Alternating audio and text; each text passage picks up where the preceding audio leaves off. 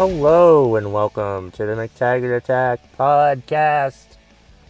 Trivial Nonsense Friday for April 19th, 2019. It's also episode 117, I think. I don't know. I should know. It's my podcast after all. Should know these things. How the fuck is everybody doing? That's good. I'm glad. Don't all talk back at once. It's fine. I really hope someone's listening to this podcast and hears me ask, how's everybody doing? And then you reply back and you realize that you're talking to a podcast. I think that would be pretty funny. Right? Not funny. Right? Right. Then you reply back to that too. Oh my God, that would be awesome. Let me know if you did that. Let me know. Talk to me in some way. You can message me however. Text me if you have my number. Send me a Facebook message. Or post on my Facebook page. Tweet at me at KevMcT. The McTaggart Attack Podcast has a Facebook page. Just look it up. It's McTaggart Attack, I think is how you look it up.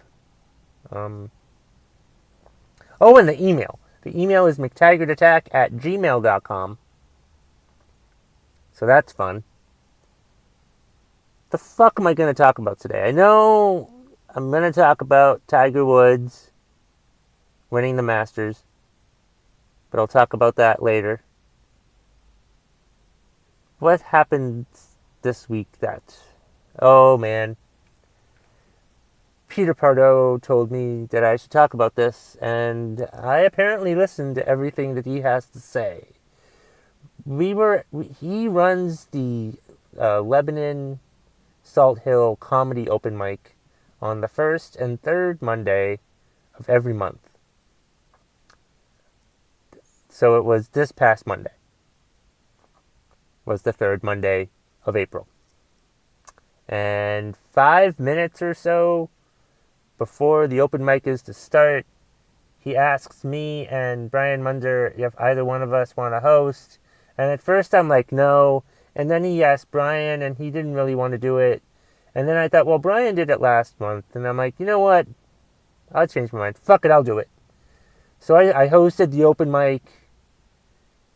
And there were these people sitting at the front of the room who were friends of another comedian, and these people were just so fucking obnoxious. I hate hecklers who think they're helping when they're not helping at all. Like, if you're gonna talk to the comedians unsolicited and you think that you're helping, and you actually think that you're helping, and you say that you're helping, hey, I'm helping.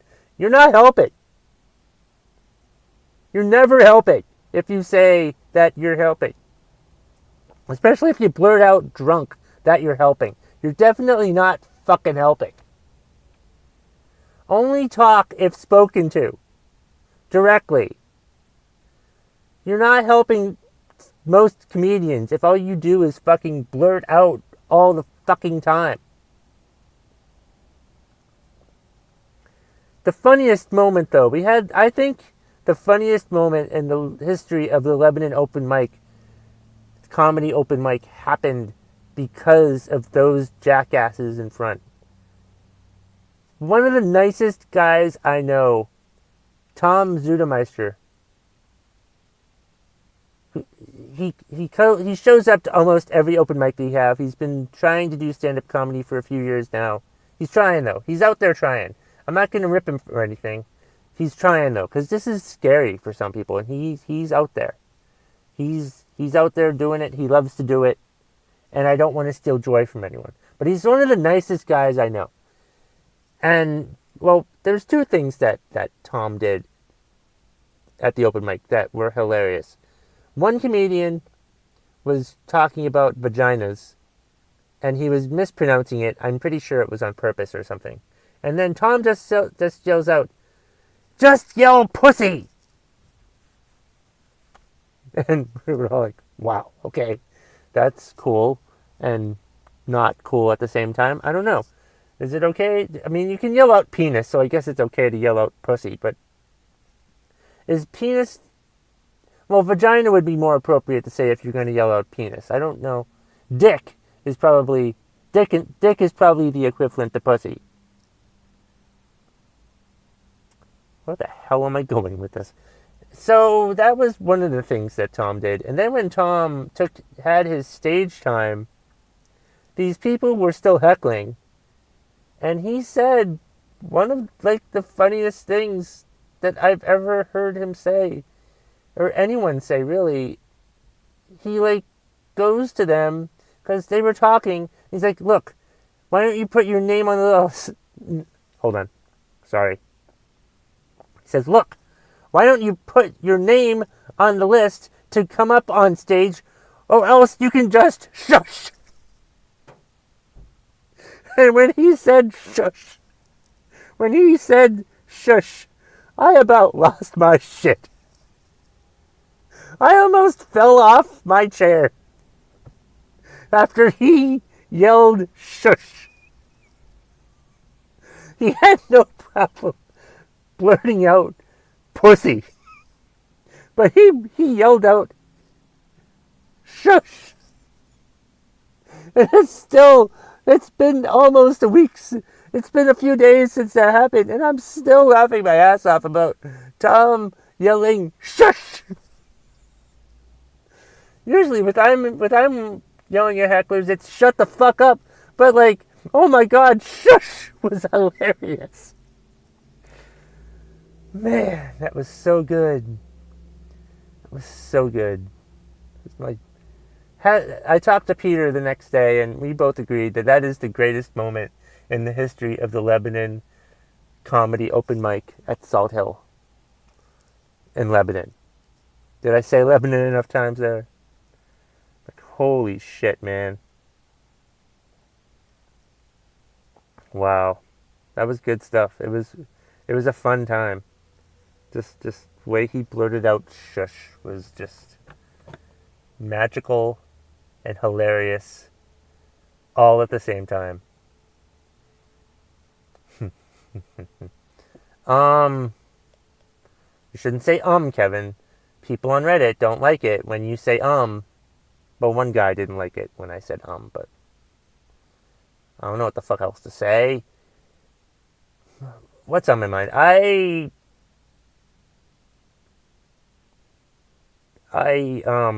know I talked about it a few weeks ago in a podcast about how much I hate the fact that I still drink, or how I wanted to quit drinking. And at that time, I was still drinking. But I was in a pretty bad mood when I talked about it then. You know, it was like a Saturday night, and I wanted to drink, but I couldn't, so I just vented into the podcast. And I don't know if anyone liked it. I don't care. But I am happy to say that I have quit drinking since this past Friday night. So I'm at 6 days now, and I'll be through 7 days tomorrow. So, and that's good. And I think it's better. I felt like it's working better for me quitting when you're in a good mood as opposed to when you're in an angry mood.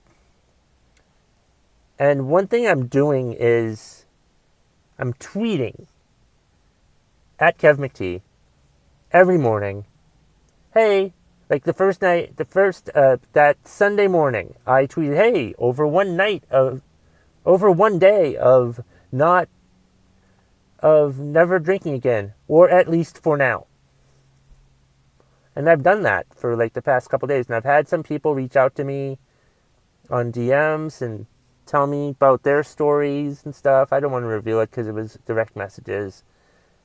And I had people congratulate me and motivate me, and that really helps.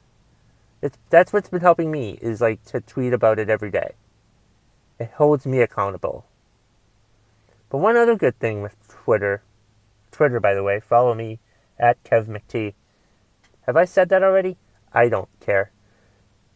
Someone sent me a DM and mentioned an audiobook. It's a regular book too, but it's an audiobook from someone. The author is Annie Grace, and she has a book. Why can't I fucking... It's called This Naked Mind.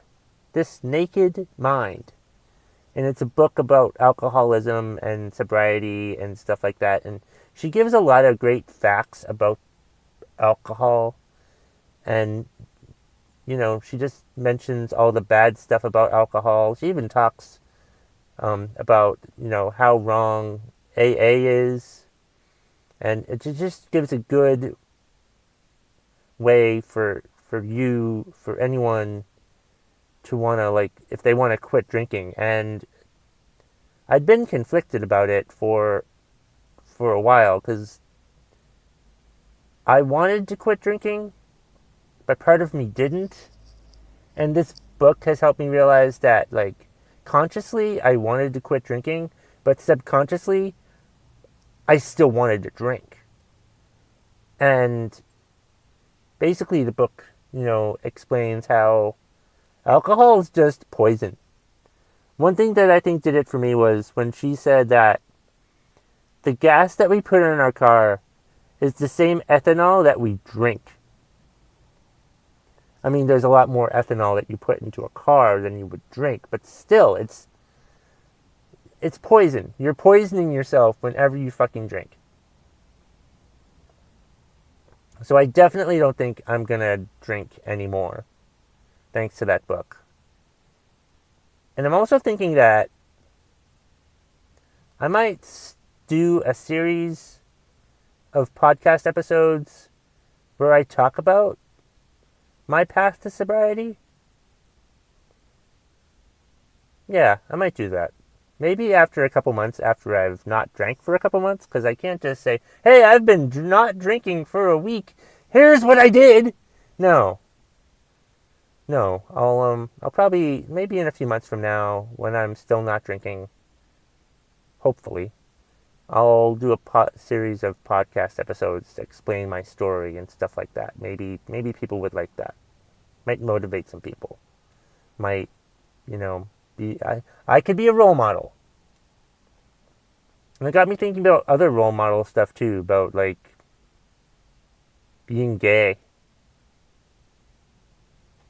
But I need to come out to my parents first before I do that. And I doubt they're listening to this podcast, and they're not listening to this podcast, so don't fucking tell them. If you're listening to this podcast and you know that my parents don't know, don't fucking tell them. You know who you are. I have to tell them, because it's my thing. It's not your thing.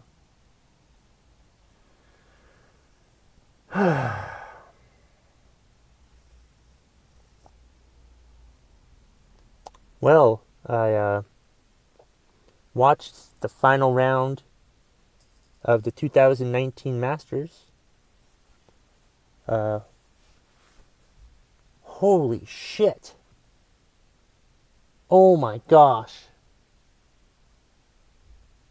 That was awesome. To see Tiger Woods win a major again. I think it had been since 2008 that he did that.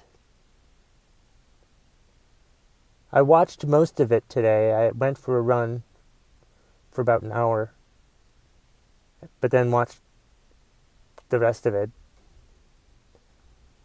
I was glad that it was, like, in the morning that they did it, because of the thunderstorms they were supposed to get later that day.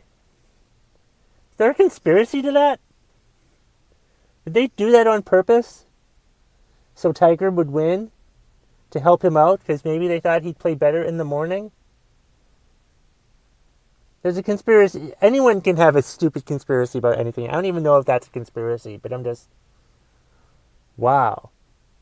It was great. It was nerve-wracking. It was nerve-wracking to watch. because he was down. He was behind for most of it. He didn't take the lead, I think, until the 15th hole. Maybe I forget which hole it was, but yeah, he took the lead by himself on the 15th hole. And then the 16th, the par 3, he almost gets a hole in one. That was just sort of like a hold my beer moment for Tiger. Wow. And then I found it very nerve-wracking. I'm always very nerve-wracked, if that's even a word, whenever I watch my sports teams or athletes that I like perform. My initial thought is like, how are they going to fuck this up? That's how much faith I have in my favorite sports athletes or teams. Because every short putt, I'm thinking, oh my God, what if he misses this? Oh my God, what if he misses this? And he didn't. He made all the putts that he had to make. Everybody else fucked up. Everyone else did. I remember watching ESPN this morning, and they did a piece on how difficult the 15th hole is and how much of a difference that hole can make. I feel like the 12th hole, the 150-something yard par 3, watched that piece on ESPN this morning and said, here, hold my beer. Because, what was it? Of the last 6 players in the last two groups, I think 4 of them ended up in the water. And 4 of them ended up with double bogey. Tiger just hit his in the middle of the green and got his par. Wow. That hole was a game changer. The 12th hole was a real game changer, in my opinion. My gosh. Wow. It was just amazing to watch. Man. I'm giving wonderful commentary. I'm trying to think of what else.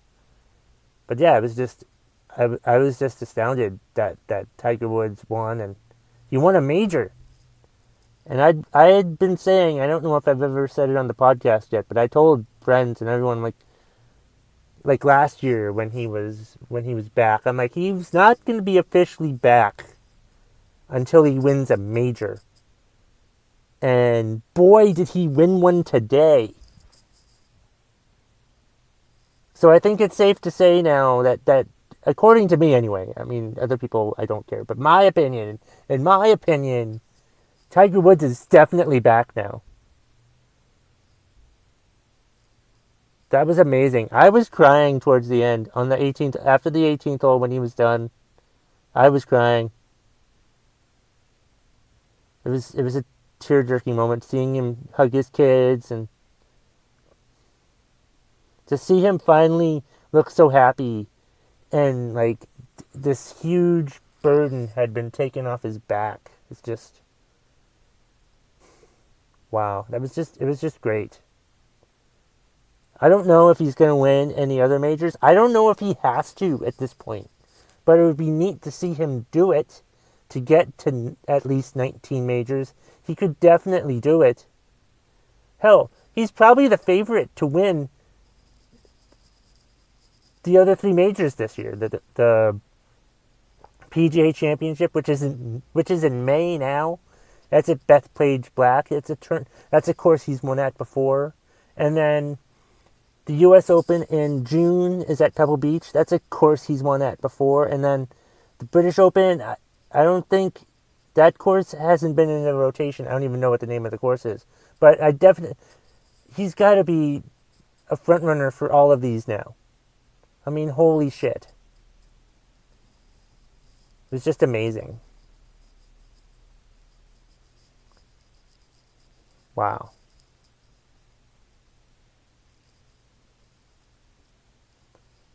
Okay, I think that's all I have about Tiger winning the Masters. But yeah, it was great. Yeah, it's got to be right now. It's the sports story of the year. This could be it. This could be the sports story of the year. Tiger winning the Masters. He hasn't won a Masters since 2005. So it's been 14 years since he last won a Masters, which is the record of gaps between Masters wins. And it's been 11 years since he won a major. It's awesome.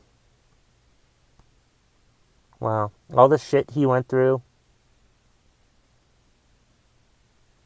All the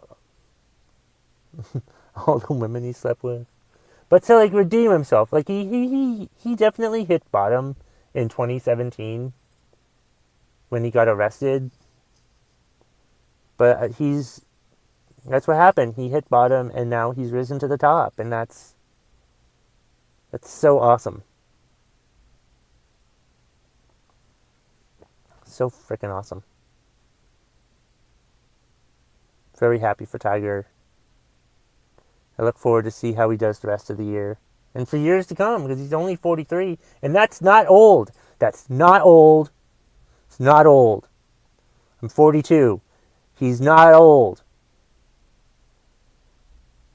Enough of that bullshit.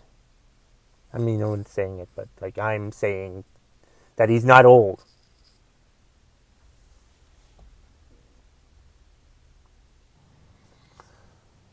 One last thing I wanted to talk about regarding Tiger Woods was something that my friend Sean Keating wanted me to talk about for What's Pissing You Off Wednesday, but I told him I was talking about Tiger Woods in my Friday episode, so I'll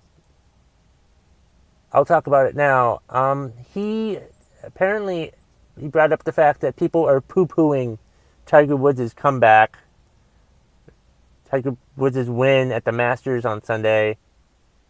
I didn't really see that many people fucking do that, but it did kind of annoy me to see some people post on Facebook about, oh, who cares if Tiger Woods fucking won the Masters? Oh boy, a sporting event happened. Listen, if you're on social media, okay, and you're sick of everyone posting the same thing on social media, if you see a lot of people post about Tiger Woods winning on social media, then that means all those people were watching. So what are they going to do? They're going to post on social media. If you hate the fact that you see so many goddamn posts on Facebook or Twitter, maybe you should fucking quit Facebook or fucking quit Twitter. Alright? Maybe you shouldn't be looking at Facebook all the fucking time. You know? Maybe you should move on with your fucking life. Some of us haven't. Some of us need to look at Facebook and Twitter to keep our lives normal. But no, if you don't like the fact that someone's posting on social media, apparently you don't get what social media is all about. All your friends are going to post stuff, and if you don't like it, then you don't have to look at it.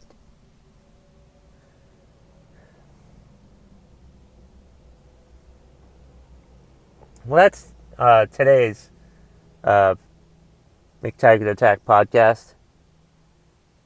Thank you for listening for Trivial Nonsense Friday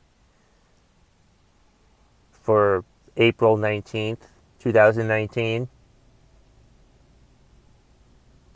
And I think, actually, you know what? I want to harken back on this for just a second. You can't complain about someone posting shit on Facebook. Like the people, I think I complained about this on What's Pissing You Off Wednesday, but this is still pissing me off that someone I know on Facebook, I don't want to mention his name, he mentioned how he was sick and tired of seeing all the Game of Thrones posts Sunday afternoon because it's the final season. It was the first episode of the final season this past weekend. And this person posts a shitload of stuff about The Walking Dead. Isn't that the same fucking thing, you goddamn hypocrite? He also posts a lot of stuff about Alabama football. Gee whiz, if you're going to complain about people posting a lot of stuff about one topic, maybe you shouldn't. And that's the bottom line if you smell what the McTaggart Attack podcast is cooking. Hit my music.